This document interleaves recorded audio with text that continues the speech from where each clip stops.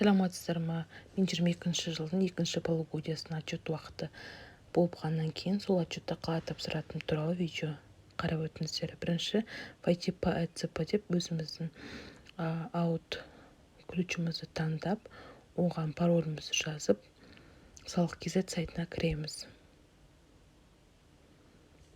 Мен салық KZ-ға кіріп жатырмыз. Сосын аты жөніміз индивидуальный предприниматель деп шығады. Сосын настройкаға барамыз. Настройкадан списка форм 22 жылы таңдап аламыз да. 910 форманы таңдап аламыз.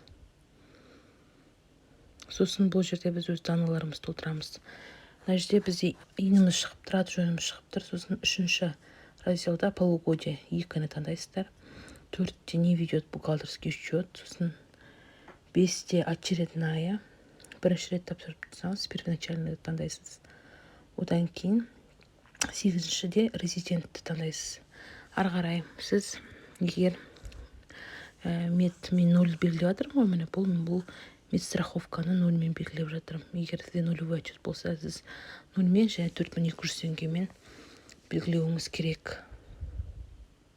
Одан ары қарай 3-ші бетті өткіземіз. 4-ші бетте код органы жазасыздар.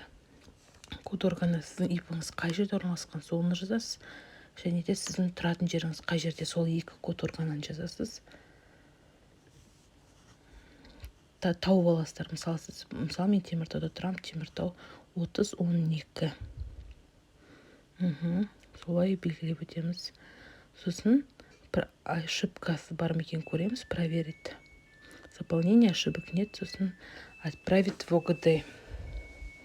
Бұл жерде окейді басып, РСА ключпен подписать етеміз.